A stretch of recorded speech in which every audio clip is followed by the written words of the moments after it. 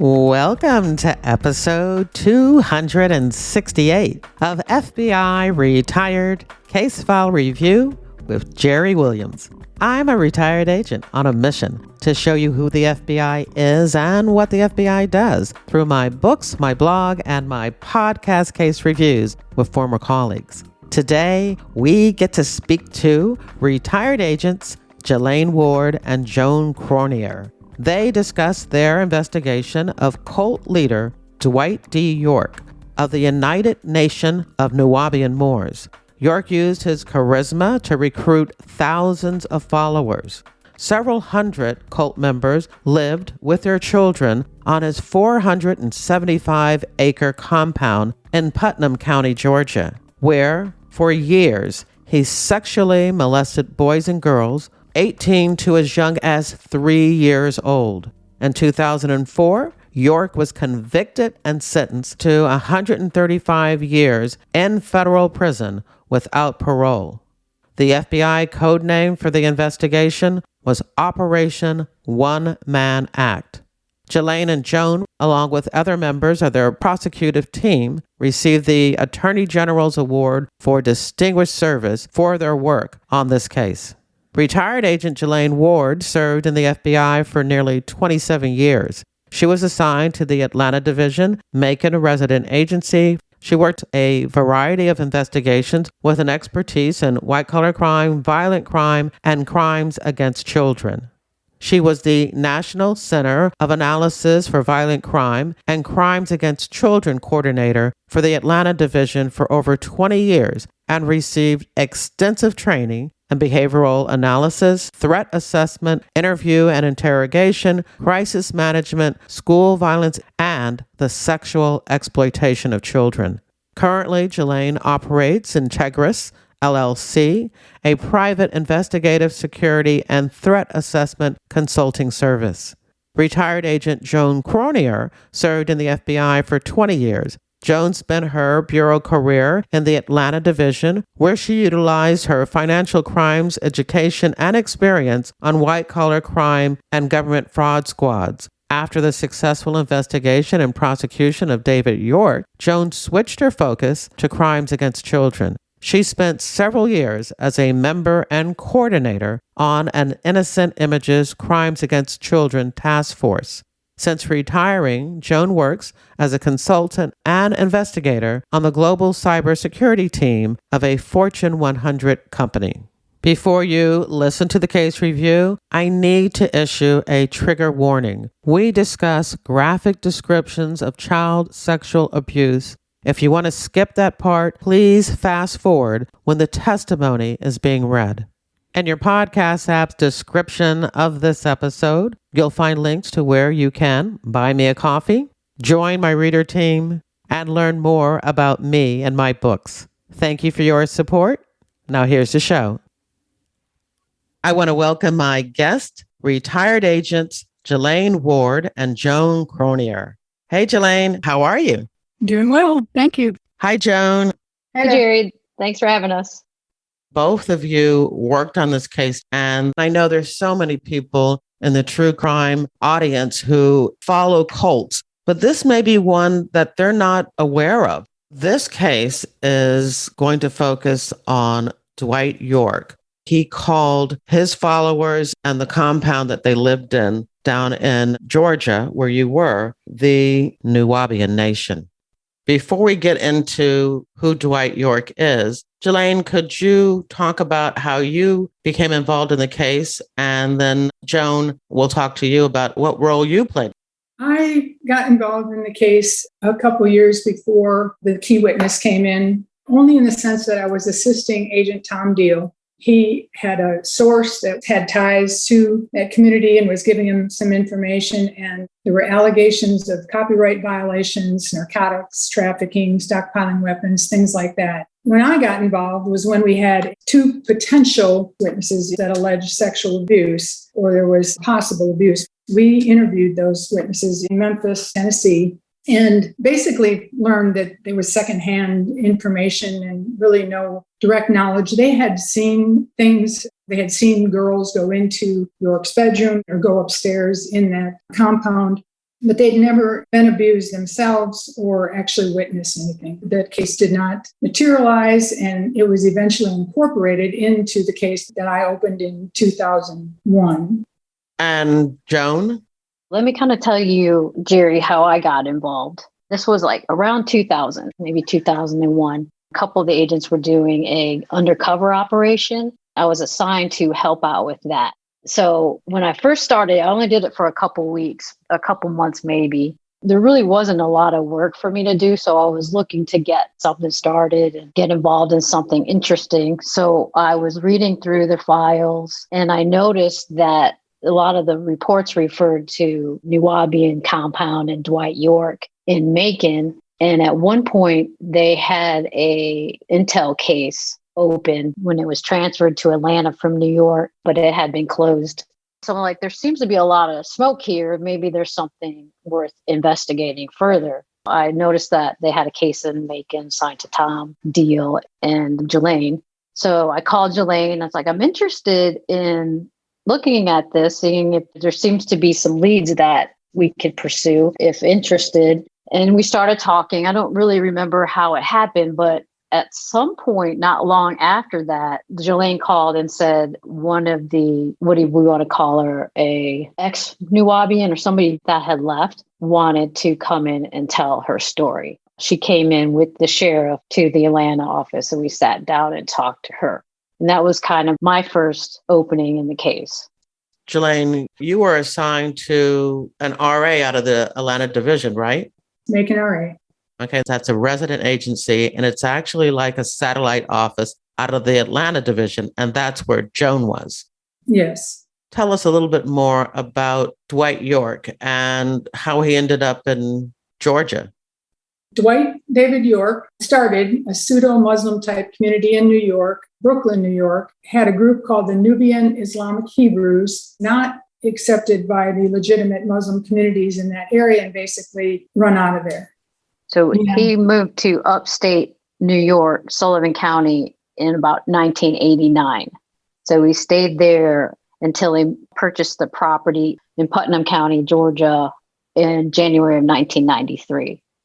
Investigation of him started in our district when he purchased the property in Eatonton, Georgia, which I was going to look up the population, but you have to appreciate Putnam County and Eatonton, Georgia, to be just a small town. I'm sure it's less than 20,000 people, and moved to a rural area and bought a piece of property for $500,000 and puts like a $400,000 cash down payment on it. It was about 476 acres, 19 acres containing living space. So what happened is when he initially moved there, he just put up a place, a couple shacks to stay, and he brought a few followers with him. He didn't move full-fledged onto the compound. So kind of laid in the weeds and didn't attract a lot of attention at first. But then when he brought in more followers as the years went on, then he started to try to get permits from the county and run a production studio and do different things. Sheriff Sills and a lot of community leaders started to have a lot of problems with Dwight York and a lot of his followers. And we're trying to address those problems. So it kind of starts back then where the sheriff comes to us and wants some help with it. To make that story short, he just follows his request for assistance, and Deal was the case agent at the time. He had an informant that had given him information about some of the illegal activities going on there. So they tried to get some interest from the U.S. Attorney's Office, but there was none at the time. It fell on the heels of Waco and Ruby Ridge. The U.S. Attorney's Office at the time basically said, no, this is a religious organization, just leave it alone. Naturally, Sheriff Sills was frustrated with that. I believe he was getting calls from parents as well. Yes, good point. Yes, he was. Looking for their children, grown-ups. None of them were minors on the compound who wouldn't return their calls or didn't know if they were being held against their will. Yeah, they would be missing and they didn't know if they were there. Parents who were calling their adult children were missing. That's right. Correct. And these were the kind of things that the U.S. Attorney's Office initially did not want to get involved in. Nope, they did not. And I want to also mention that when we say what their group is called, the United Nation of Nuwaubian Wars, we obviously were not targeting them at all in terms of followers. It had nothing to do with what they believe or their membership. We weren't looking at them at all as villains in this. I think they felt like that somewhat when we did the search, that we were breaking up their world in a sense, coming into the compound. But really, we had nothing against the followers in terms of their choices to worship or to follow and stuff. It just had to do with, obviously, what we felt like was a Wizard of Oz and a charade involving Dwight York. Eventually has like 300 plus followers there, including 50 to 100 children. He had all these kind of identities that he used over that period of time. And certainly while he was in Georgia, some of his known names, Imam Isa al-Hadi, Melchizedek, Chief Black Eagle, the Master Teacher, Rabbi York. So when he first got to Putnam County, when he first got here, he started with an American Indian kind of theme. He called it Egypt of the West, Egyptology combined with American Indians, and they dressed in cowboy hats and jeans and boots. And he wore a headdress and called himself Chief Black Eagle. He's gone through several themes. The alien theory is going to take them to Planet Risk in 2003, and there'll only be 144,000 followers chosen. And he just had a lot of people fooled. I looked at some of the images and photos that you've shared with me, and you're right. One minute he is dressed as a Native American chief. The next minute he's an Egyptian pharaoh, I guess. Next minute, some type of Islam sheikh, and his followers just seem to kind of go along with it. What do you think, Joan? I don't think he believed any of his philosophies, really. Why do they follow him? I honestly... It's like any cult. Where is he getting this money that he could spend that much on buying property in Georgia? How is he making his money? I think that's a good one for Joan to answer. You knew more about his financial design. Sure. So understand that York did have a lot of followers outside of his compound. He was a prolific writer and he sold a lot of books. So he had several stores throughout the country and he sold his books. He also would have parties and charge entrance fees. Like he would have his birthday parties, his own birthday party in June. I can't recall what he called the party. He could make $400,000 just on entrance fees and selling $4 for a bottle of water. And it was all cash. He would also charge people who wanted to be part of the group. They submitted applications and he charged a fee for those. He had plenty of money coming in and it was almost all cash. He would have, I think we'll get to it, we found one suitcase of cash when we did the search warrant. Another thing I wanted to ask, Jalaine was saying that the U.S. Attorney's Office was hesitating in getting involved in the initial case because they deemed his quote unquote cult a religious group, a religious organization.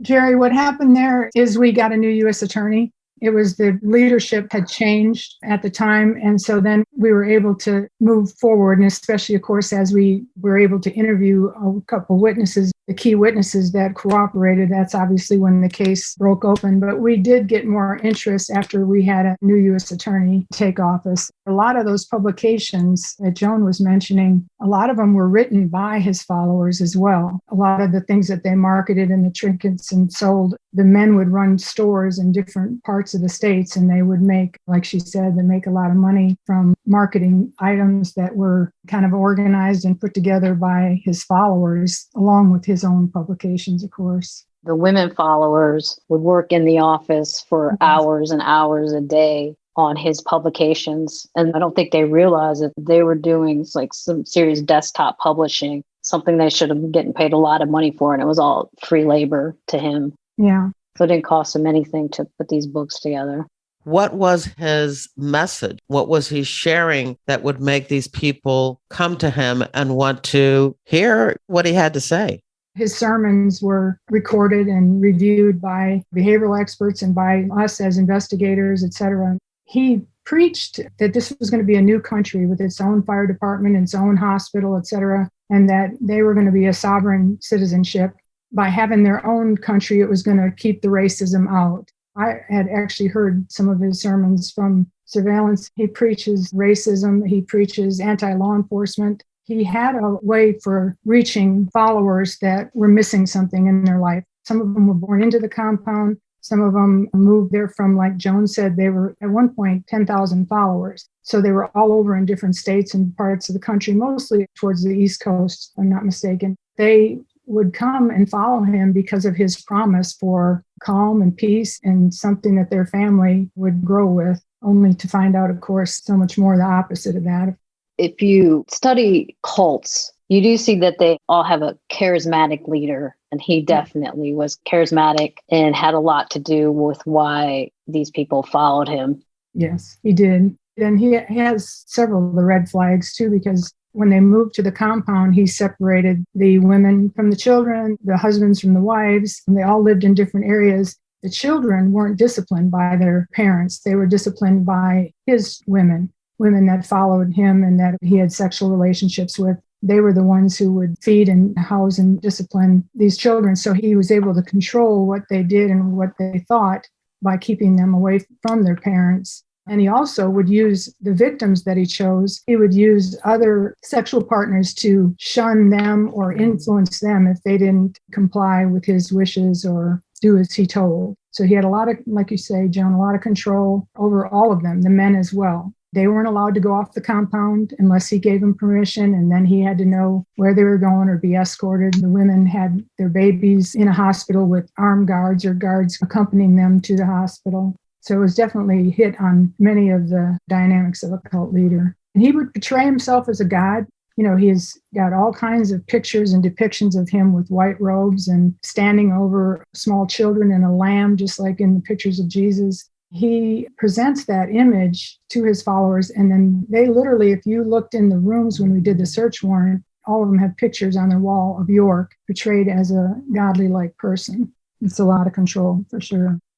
Why do they follow him? It's like any cult. I think they feel like it's a family at some point, and they thought he was their father, the God, and they just went with what he said. Because to disagree was to be shunned by him and the group. You know, this kind of reminds me of another cult, Yahweh ben Yahweh. And I actually did an interview, episode 113, about that case. And one of the things that he did was that he had his followers, he demanded that they be involved in violent activities, such as random racial killings. Did Dwight go that far? Was that part of his philosophy, the activities he had his followers do? I know that he had his followers harass and vandalize property in the community and harass the leaders and the various community members, planning and zoning commissions and things like that. That was all early on more what the sheriff was dealing with at the time. I interviewed a male witness that at some point he had thought about killing the sheriff and had talked about it with his male followers, but obviously decided that that would bring too much attention to him and had changed his mind. But I don't know of any killings. I wouldn't say for sure, but we were told that there were allegations of arson and murder and crimes like that in New York. Joan, do you know anything else where he would have actually carried out a murder? No, not in Georgia. I mean, he threatened now. I mean, he threatened the judge. He threatened the witnesses. And we had to have special protection for our witnesses during the trial. The U.S. Marshals in charge of all that and accompanied the witnesses each day to the trial. So he certainly threatened to do harm. He threatened his followers if they would file child support lawsuits. And of course, he threatened Judge Royal. There were definitely a few threats that we dealt with after the trial, really right up until my retirement for Judge Royal. We identified someone that was allegedly supposed to travel and cause harm. Either we thwarted it or it just never came to fruition. Certainly think he was capable of it. And it's something that we talked about a lot, I guess, in preparing for the search and the entry. Was he going to kill himself? Would he kill others? You know, obviously our objective was to arrest him off of the compound, not on with his followers, because we felt like that could have generated a problem. There was a lot of allegations, stockpiling of weapons. The sheriff, Howard Sills, he was just looking for help on what can we do? Is there anything we can do? And then when our victim witness came through saying she wanted to talk, she provided such detail as, okay, we have people we can talk to, interviews we can do to pursue interstate transportation, transporting children across state lines for the purpose of sexual exploitation of children. So our victim witness came in May of 2001. And she was at the time in her early 20s, and she had been born into the Nuwaubian compound. She was born in 73, and her parents were followers of York. So that's all she knew. She told her story of how she was raised separate from her parents and basically laid out how everything worked. And then she detailed how York molested her starting when she was 14, and then how it evolved from Bushwick, from Brooklyn, and then he moved her to Sullivan County, and then eventually down to Macon. And she provided details of all the other children that he had molested. And it was quite shocking. Before she came in, were you aware of the allegations of child sexual abuse? Or were you looking at him for other things, other illegal and criminal activities that the sheriff had told you about? Jalaine, I'm going to leave that to you because this was my first exposure. I wouldn't say early on, but there was a point when we had received some allegations, or someone had said that they were, I think the sheriff actually had learned that too, through different individuals coming into the hospitals, having the babies, and different like cooperating witnesses that he had that would tell him that there were allegations of sexual molestation. We did suspect that, but with that said, we were never able to, until Habiba came in, we were never able to talk to someone who had direct knowledge. We went to Memphis, Tennessee. We did some interviews with some former followers up there, and they had heard that was going on there. They saw girls going into his room and young girls talking about his private parts and things like that was in the interview, but nobody experienced anything firsthand, and they couldn't tell us who to go talk to from there. So it was some allegations of it, not early on, but as we kind of dealt with other matters with that group, it started to surface, but it didn't come forward where we actually were able to corroborate all these witnesses that told their story and kind of realized that it was obviously not only going on, but it had gone on for years. And the acts that were done to these children was just horrific. He chose male and female victims. He chose different ages. He's often referred to as a pedophile. Ken Lanning would say, when Ken and I talked about this, he's really more of just an indiscriminate sexual predator. His love that he professed for the children was fake, kind of fake presentation, and he just chose victims based on their eyes, their rear end, how they walked, whatever he chose. He would tell the women that were following him already and had sexual relations for years, he would just tell them to bring that child to him. And of course, from there, it just went. Some of the women didn't want to and didn't have any choice because of the whole dynamics of the living. They had no place to go. Their parents were there. There were all kinds of reasons that they would end up agreeing to his requests. He would have the children come to him daily and multiple times daily in groups. And there was typically a lot of oral sex, but it was typically in a group, 2 to 3 and 4 women at a time and girls at a time, or boys, 2 boys at a time, things like that. It was, I think it was unusual for him to have just one partner with him during a sex act. When Habiba came in, she definitely provided evidence of that. We only had allegations of it. We never had another witness tell us that they were molested until Habiba came in. Habiba was the first witness. Yes, and Jerry, she had a really good memory. When she first came in that first day, she was kind of shy and reserved. And then she provided enough information for us to go, okay, we need to look at this. And so I went back and we sat down and I did a detailed interview. We sat down, she went over her whole life. She, of course, remembered all her friends and everything that happened. And we did detailed 302 of everything that happened. I have an excerpt if you want me to read it to you. I think having her own words. Yes, that'd be fantastic. Here's an example of the details that came out. This is just an excerpt. Once, I'm going to call her W, moved to Sullivan County, York continued to have anal and oral sex with her. York had a trailer where he had sex with W and the other girls. Sex with York became more frequent, and York became more open about having sex with the girls. It became an orgy-like atmosphere in the trailer as York had sex with the girls in front of each other. W saw York having sex with N, C, and C. York also began having sex with other girls who were 14 or 15 who had moved to Sullivan County from one of York's communities. These girls were S, E, and E. W saw York having sex with these girls as well. When W was approximately 15 years old and still living in Sullivan County, York told her to get A and bring her to him in his trailer. York told W that A was having problems and needed extra attention. W brought A to York's trailer. York talked to A about sex. York told W to talk to A and tell her that it was okay to have sex with York and that it was part of a Sudanese culture. Shortly after York had his first meeting with A, York told W to bring A to his trailer again, which he did. York put in a pornographic tape and told W to perform oral sex on him in front of A. He told A to watch what W did and do what she did. W placed A's hand on York's penis. A performed oral sex on York. A was 8 years old at the time.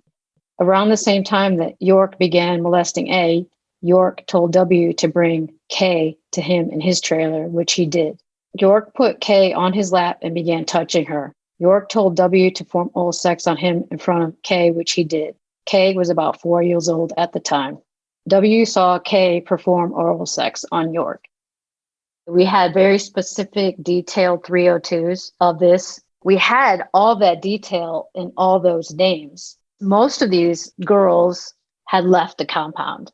So we were able to locate them, mostly in Atlanta. I spent weeks, months getting to know them and talking to them, and had similar interviews and 302s where they provided very graphic details about what happened to them and who they witnessed being molested as well.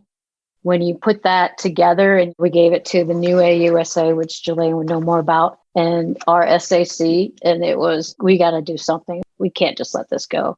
When you consider they also provided specific details of at least 5 minors, victims who were still on the compound, who they know were being molested because they were there and saw it happening. They had firsthand knowledge that Right. these 5 kids were still on the compound and most likely still being molested. So it adds some urgency. Initially, when you're first learning about these child victims, whether they had left the compound or they were still on the compound, but when you were getting ready to put together charges, how many people were you aware of at that time? And then after you actually executed search warrants, how large did your victim population get to be? I mean, there's more that were mentioned kind of like during the interviews of other people. But as far as who we interviewed and talked about their own molestation, there's at least like 21, 22 victims. We have like 40 interviews in a notebook, some of which are male interviews where they talk about their involvement with York as well. But there's about 20, I counted them. There was probably like 21 victims that we interviewed and identified that were prepared to testify at the trial. There's so many more victims because they were molested in Athens. A lot of this went on from New York. A lot of the followers that were there that were supporting York, some of them were female victims that had been molested when they were children back in New York. I would say there's, like I said, 21 that were prepared to testify, but there's many, many more victims than that. And as far as the interstate transportation, we have specific detailed interviews by the victims who say, we were in New York, and then when York moved to Eatonton, he called up to New York and he decided who was coming down. He was molesting the kids there, and he's like, I want them to come down here. And then he continued to molest them in Georgia. And there are a few trips to Disney World where he took his victims there as well.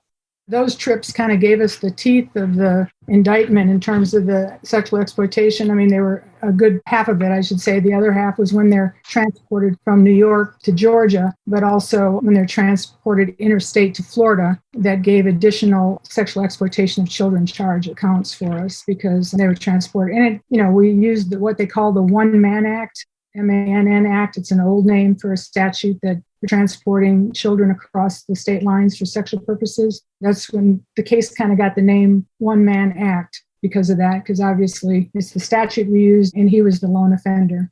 As far as his cult is concerned, was he the only one that was molesting children? I mean, did he have restrictions where others couldn't do what he was doing? I would say that the ones he selected to molest were his victims. To my knowledge, in our investigation, we never he never had other men participate in those acts with him or was knowledgeable of them taking any of these girls to their trailers, et cetera, to molest them. It was just him. It was just him.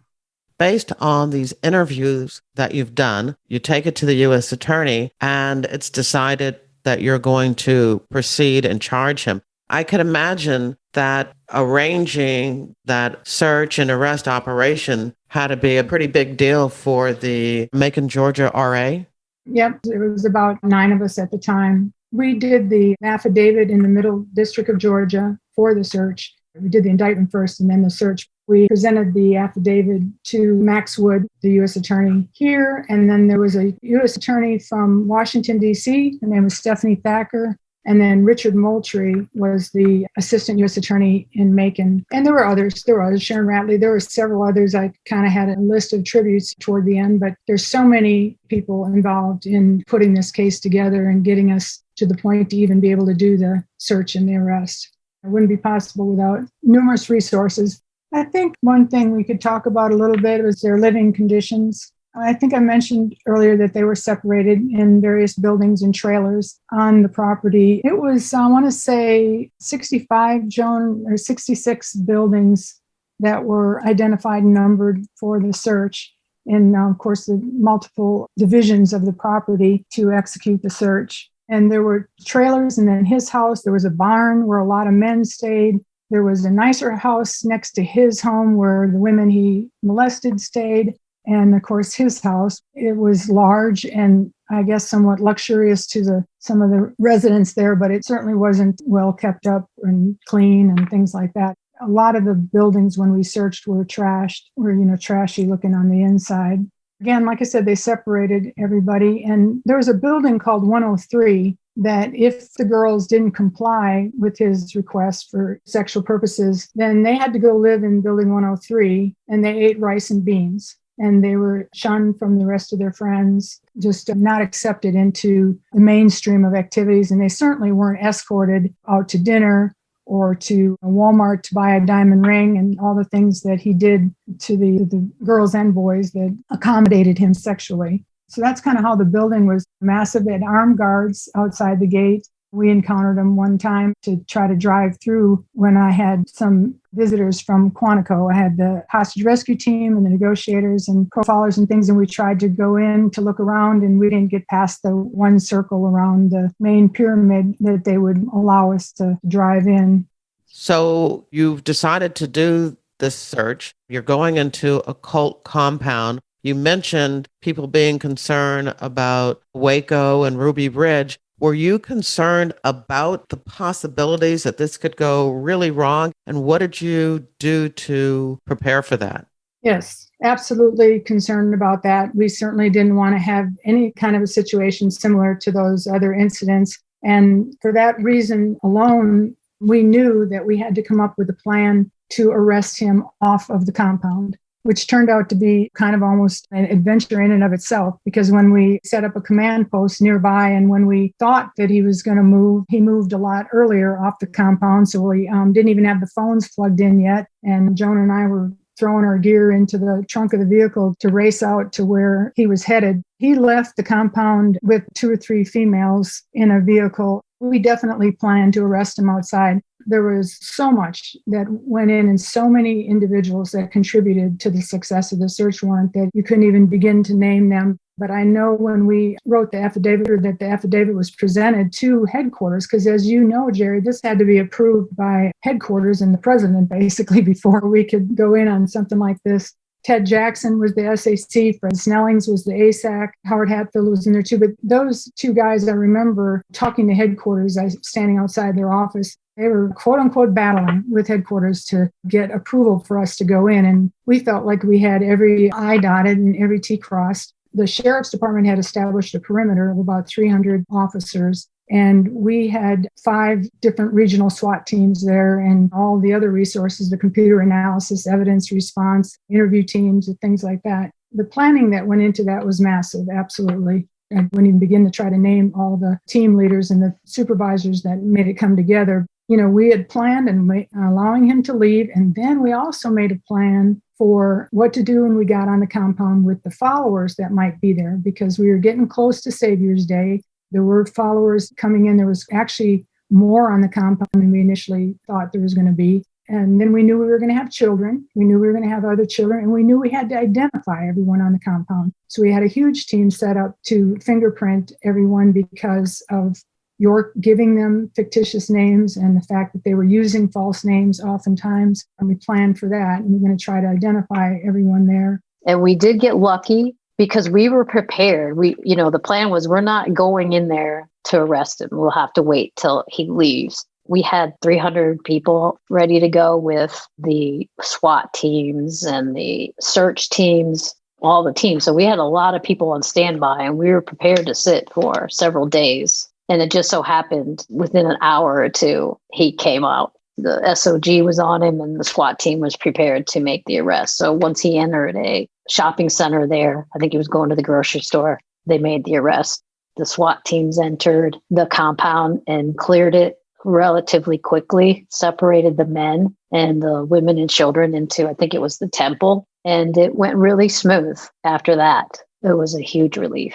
We put mothers and their children. Joan, you can help me out here, but we had a large building. I don't even remember what building it was exactly without looking at the layout, I guess. But we had a large building that was somewhat of like an auditorium or conference area. We put all the children in there with their mothers, if they so choose, and then had all kinds of resources for them to occupy their time, toys, games, food. The supervisor, again, Fred Snelling, spoke to them as a group to kind of keep them calm. We put everything in place that was, to me, was just all intended on a efficient and peaceful raid. We had 5 computer analysis teams. We had defects there to deal with. We had 5 victims that were on the property and needed to be interviewed. We had numerous interview teams set up, and on and on and on. It just was that kind of massive enterprise or massive operation, I should say. But we did have help early on from behavioral analysis and hostage negotiators. We sat around the conference tables many times and talked about who are we dealing with here.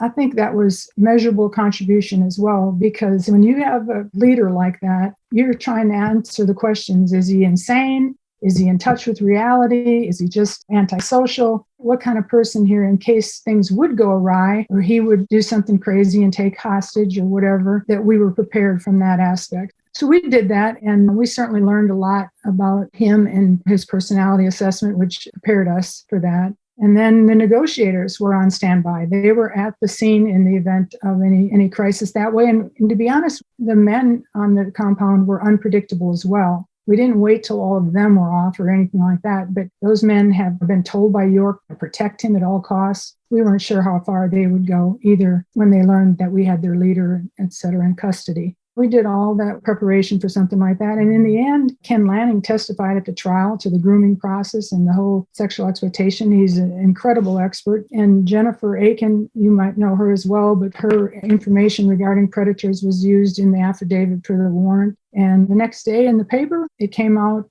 that the FBI carried out a flawless raid, or was carried out flawlessly or something like that. We were thankful for that. I think it could have turned either way. We felt definitely lucky to have it turn out the way it did. Well, you mentioned the name Ken Lanning, and I've spoken with him, and he's definitely an expert on child sexual abuse. I interviewed him on episode 165, if anybody is interested in learning more about his expertise and the whole grooming process that you talked about. So this flawless raid, what did you find during the search?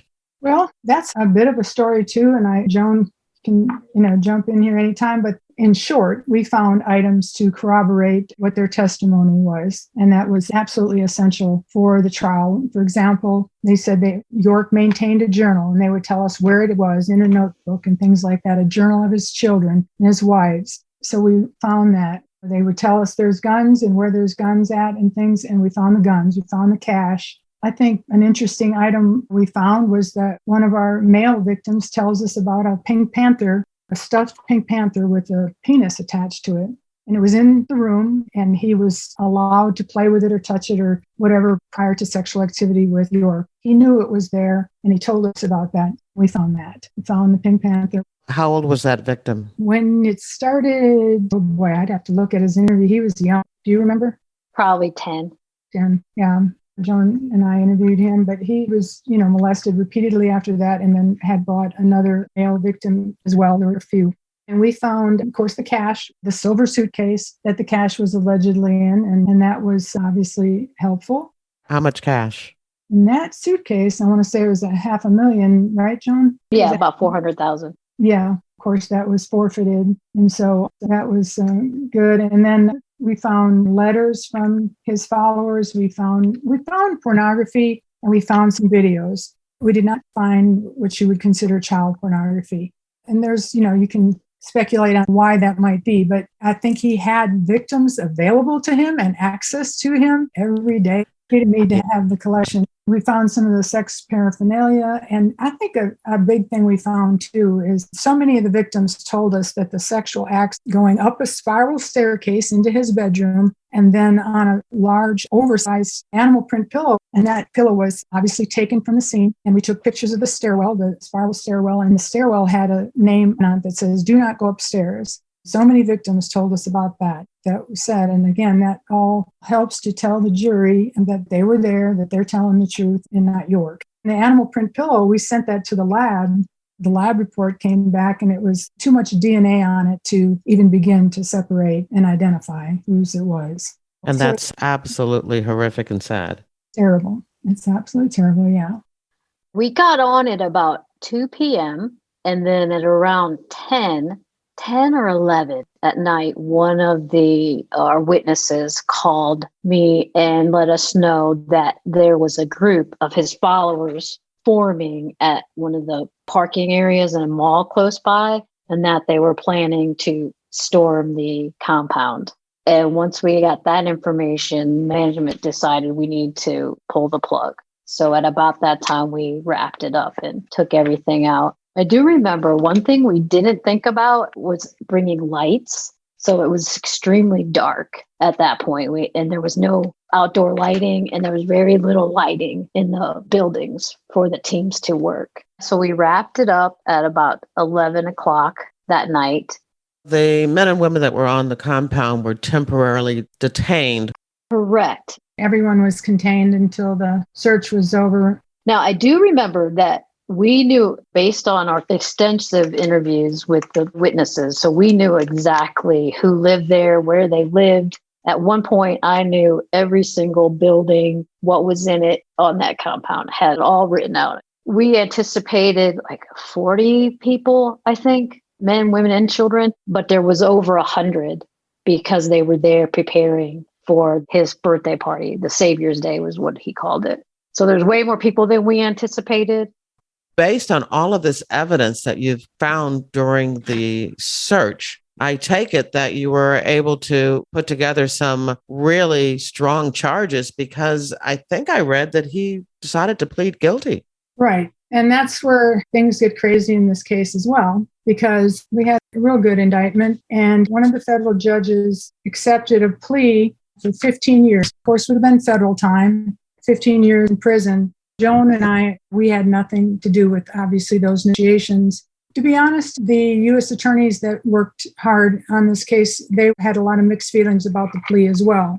But with that said, some of the things you consider, and I know Joan and I talked about this, I remember right after we learned of it, is with a plea, you don't subject your witnesses to this grueling testimony and to have to relive this again because they were giving testimony on a state level as well, a state grand jury, a state trial. So this would have prevented that. And also, I think the other thing is for those of us that are experienced with these type of cases and crimes against children, unfortunately, you don't ever know what your witness is going to say, when they take the stand, how they're going to do, if they're going to even make it to the stand, to be honest, with such sensitive testimony. You don't know if they're going to be believable. I think we had intelligent victims and that they were articulate and had, like Joan mentioned, excellent memories, and obviously they did well. But again, it's all the things you think about. And so then we were like, okay, so 15 years. He was an older guy, about 56.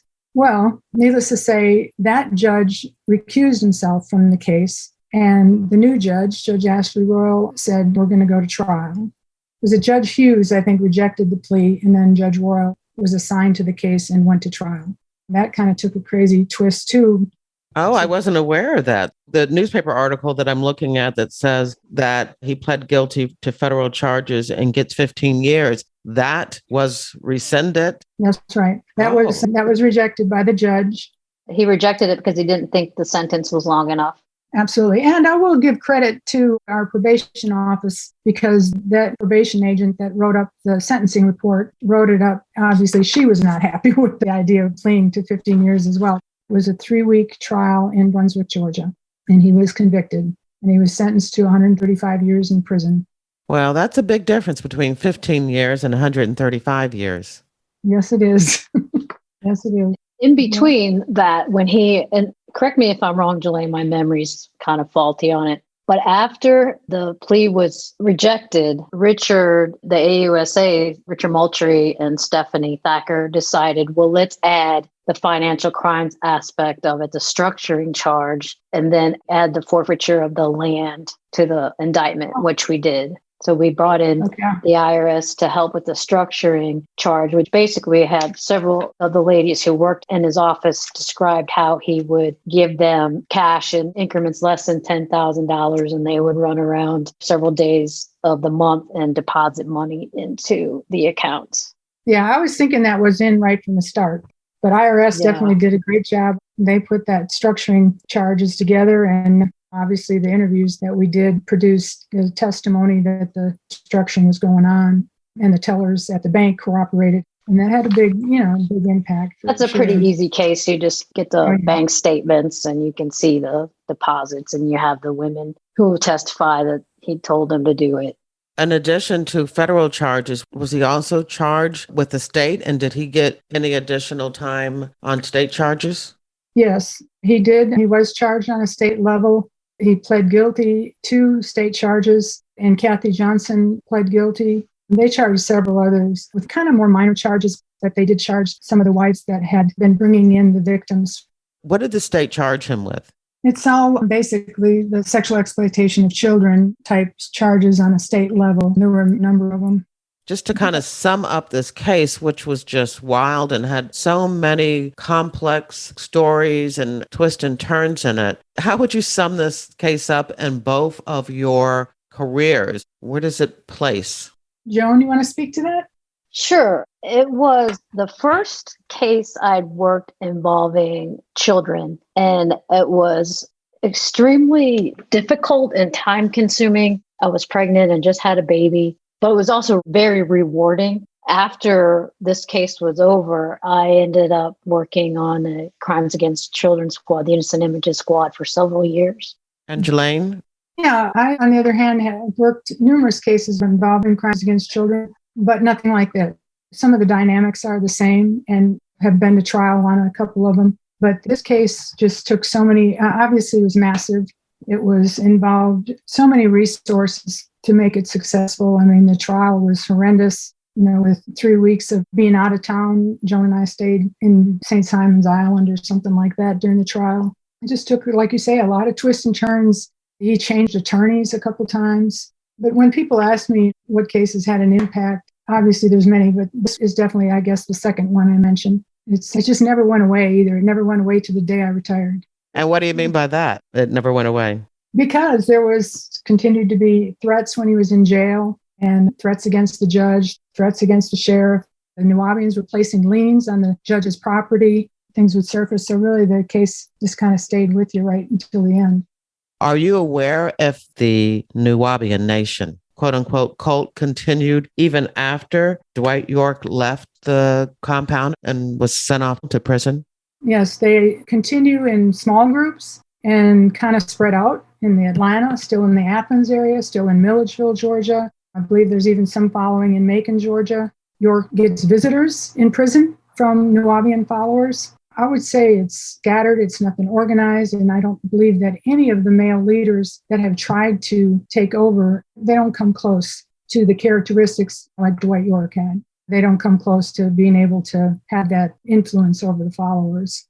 Well, this has been a fascinating case to review. And I will include a number of newspaper articles in the show notes for this episode if there are those who want to continue learning more about Dwight York and the Nuwaubian Nation. We're at the point now where I'd like to learn a little bit more about both of you. My question is, when and why did you join the FBI? Who wants to start? When I graduated from Florida State University with a degree in criminology, I got a job as an investigator for the state of Florida. My first couple years, I investigated welfare fraud. Then I switched to financial investigations, Department of Financial Investigations, where I conducted investigations, securities fraud, insurance fraud, bank fraud, all sorts of financial crimes. I really developed an interest in it, something I really enjoyed. So I went back to school at night while I was working and got a degree in accounting and passed the CPA exam. And I worked a lot of cases with FBI agents along the way. And that's how I met some agents and the recruiter and started the application process. When I started the Bureau in 1997, I had 11 years experience with the state of Florida. I retired in April 2017 after 20 years. And what are you doing now? After I retired, I didn't do anything for about 6 months. I was considering getting into real estate. I did get my real estate license, but I started working for a large Fortune 100 company doing cybersecurity, and I've been doing that ever since. It's been almost 5 years. I like to give my guest the last word. So what would you like to say? I knew you were going to ask me that, so I thought about it. And there is a quote from Harry Truman, and later Ronald Reagan said it. It is amazing what you can accomplish if you don't care who gets the credit. I think this is important, especially in law enforcement. You have state and local and feds all working together. I think if everyone just works together, good things will happen if you don't worry about getting credit. That's beautiful. I really like that. And I think one of the things that Jalaine is going to do is to actually give some tribute so we can make sure that we spread the credit on this particular one. So, Jalaine, it's time for us to get to know a little bit more about you. So can you tell me when and why you joined the FBI? I joined the FBI in 1986. I had graduated with a criminal justice degree and had worked with adolescent troubled kids, males, for about 4.5 years. And it was time to move on. And I really didn't have a desire to be in law enforcement, I'll be honest. I kind of chuckle about this when I tell this story because I don't know. I just didn't have law enforcement as my end game. But I ended up getting a job after working with adolescent boys. I got a job at Marquette University in Milwaukee, Wisconsin. I was a public safety officer. We had a security officer department and we had a public safety. And public safety actually was tasked with patrol and investigations similar to a small police department. We worked hand in hand with the Milwaukee Police Department. I ended up working a lot of sexual assault investigations. And to be quite frank, I loved it. I loved every bit of it. I felt like I was helping people. I had started out college in nursing. That certainly is viewed as helping people, but you don't often view law enforcement as helping people. And I just felt like I was interacted with the kids on campus well, and et cetera. So as a result, I got involved in a case. Foreign groups were fighting. I'll be honest, didn't know a thing about it.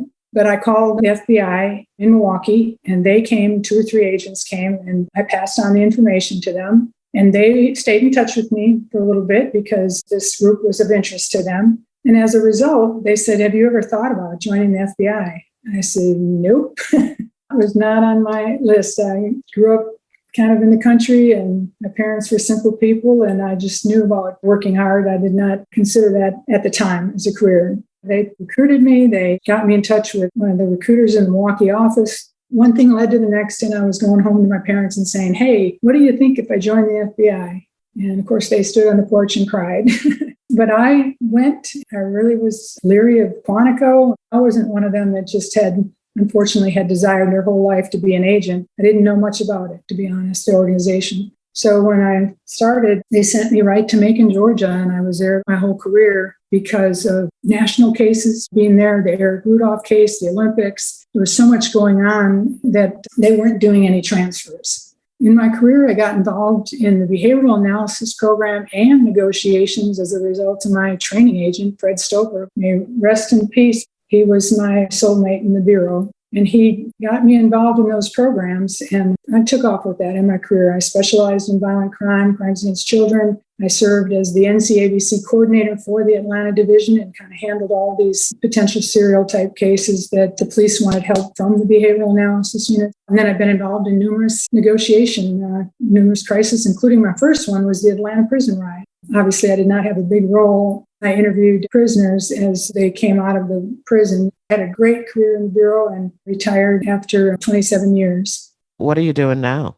So now I would say I do a variety of things, no heavy lifting. I worked 8 or 9 years as a BICS investigator, the background investigation contract service for the FBI. Held my top secret clearance until just a couple of years ago. I also just opened an LLC, Integris, which is an old Latin form for integrity. It's consulting, investigation, and threat assessment. I have a lot of training in threat assessment, so I utilize that in some situations. My partner and I say my partner, he's like a brother to me. I worked with him in the Macon RA. Greg McClendon and we've done construction site security surveys. We've done school safety kind of security matters and done presentations on assessing threats of violence. And then just routine investigation. I have a lot of retired agent friends in the Atlanta area that call me and ask me to run leads for them down here and do some work for them. So it's been enough to stay busy. We do firearms training too, different things like that.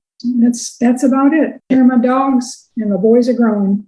Well, I like to give my guests the last word. We've already spoken to Joan, so what would you like to say? I just want to say thank you. I mean, the tributes in this case, and I hope everybody takes a look at them. There were so many people that made this case successful. I'm appreciative of that. I'm appreciative for my small role in it. And I'm thankful to you for covering this as an FBI case. I think it was definitely a big one. We probably didn't advertise it as much, maybe. I know there's some pictures up at the FBI headquarters on this case. And I was going to mention Joan and I, along with 2 of the attorneys and Sheriff Sills, we received the Attorney General Distinguished Service Award for this case. So I'm thankful for that as well. But we appreciate what you do for telling the real story in the FBI, because it's more important than ever in this day and age. And I appreciate you. Thank you for that. In the end, I mean, I'd like to make several tributes to so many, and probably not everyone is included on this list, and I apologize for that, but so many people made this possible in the community of Eatonton, Georgia. The Putnam County Sheriff endured a lot, and his investigator, Tracy Bowen, we worked hand in hand, conducting interviews, reviewing evidence, and reviewing recordings. DFACS, Putnam County took care of the children, the victims that were still on the compound. District Attorney Fred Bright, may he rest in peace, was the DA that worked this case, along with his ADAs, Dawn Baskin, Stephen Bradley, and investigator Mark Robinson. United States Attorney's Office, Frank Maxwell Wood, a.k.a. Max, was the head of the office at that time and was assisted by the Department of Justice Attorney Stephanie Thacker. In the Middle District of Georgia, Assistant U.S. Attorney Richard Moultrie, we couldn't have done the case without him. He was amazing in the courtroom. He was amazing with his closing arguments, and he was amazingly patient with us throughout the trial prep process. Sharon Ratley assisted. Berta Colvin, AUSA Berta Colvin, now Supreme Court Justice, handled the forfeiture, along with June Binford, and Kathy Barnes handled victim assistance. The United States Marshal John Kerry Biddock helped us in numerous times and provided the security for the trial and has dealt with threats against the judge since then. U.S. Probation, Ellen Moore, Elizabeth Thomas, and Kevin Mason, without their sentencing report, we would have had to settle for a 15-year plea, and rather than going to trial and him being sentenced to 135 years. IRS Stan Lee and Gar Holland, they are credited with putting together the structuring case and behavioral analysis. I've already mentioned Jennifer Aiken, Ken Lanning, Marie Dyson, Mark Hiltz. They were all instrumental in learning about York. The negotiation ahead of that, Manny Suarez from Quantico. And I cannot say enough about Ted Jackson and Fred Snellings, who were our leaders in the office at the time. And they went to bat with us, and they were instrumental in getting headquarters approval for this search. The Macon RA, Bill Jones was my supervisor at the time, and of course, Tom Deal. And then you can't forget FBI computer analysis response team, the SWAT team, the evidence response teams, interview teams, and local law enforcement and GBI. It was a group effort, everybody on the same page. And again, that's what made the case successful. Thank you. And that's the end of the interview. Jalaine and Joan wanted me to make sure to acknowledge the contributions of the women and children survivors of Dwight York's abuse. They note that there would be no conviction without the survivors' bravery and courage to tell their story.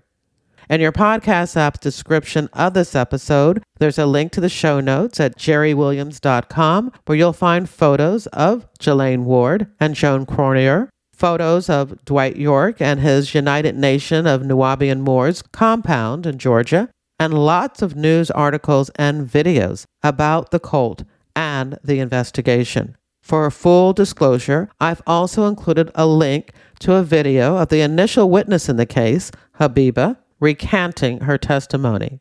And there are links to other FBI retired case file review episodes featuring cults investigated by the FBI. I hope you enjoyed the interview and that you'll share it with your friends, family, and associates. You can show me just how much you liked it by buying me a coffee. There's a link in your podcast app's description of this episode, or you can visit jerrywilliams.com and tap on the little coffee cup icon in the bottom right-hand corner of my website. Don't forget to follow FBI Retired Case File Review on your favorite podcast app. Now, this podcast is all about true crime, but if you're also interested in crime fiction, once a month via my reader team email, I keep you up to date on the FBI and books, TV, and movies. When you join my reader team, you get access to my FBI reading resource, a colorful list of more than 70 books about the FBI written by FBI agents who have been guests on this podcast. There's nonfiction, crime fiction, true crime, and memoirs. You'll also get my FBI reality checklist where I debunk 20 cliches about the FBI and receive news about what I'm up to and about my FBI nonfiction and crime fiction books. I want to thank you for listening to the very end. I hope you come back for another episode of FBI Retired Case File Review with Jerry Williams. Thank you.